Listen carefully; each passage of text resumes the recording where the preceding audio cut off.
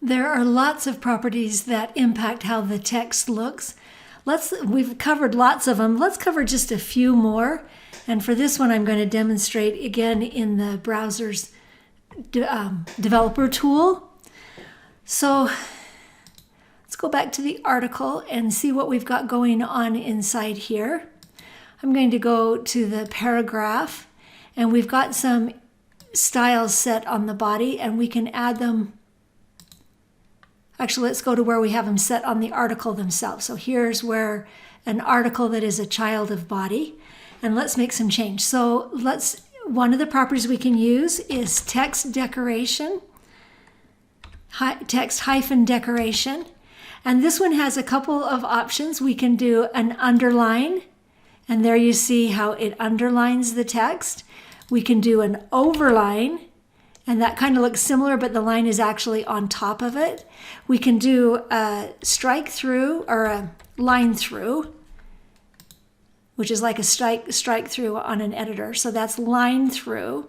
Now it turns out we can do all of them at the same time by simply putting a space. This one actually allows multiple properties. So we can do underline, and then we could do a space and do overline. Okay, that's a little intense, right? Anyway, you can see that it can all be done. All right, I'm going to uncheck that to take that off so we can look at the next property. So the next one is text transform.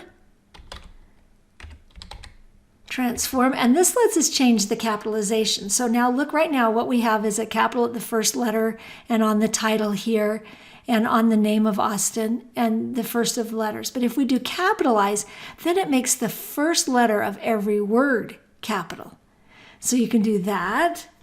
You can also do lowercase, and that makes everything lowercase, no matter whether it was originally capital or not.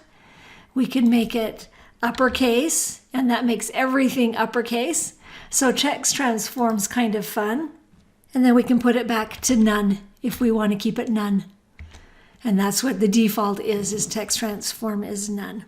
Now there's a couple of an alignment, so we can do text align. And this is a property that we use a lot, and we can center. And so here we see what it does when we center it. So each line is centered in the middle.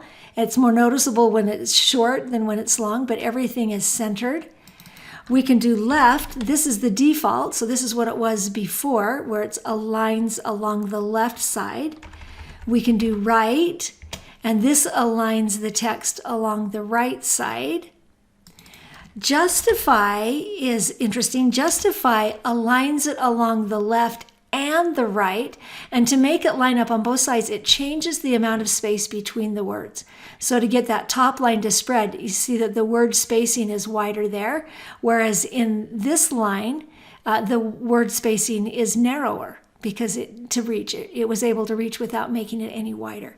So that's what justify does. And text align is left is the default, and that's what we see there. There is a vertical align, and vertical align is helpful when you're working inside a table.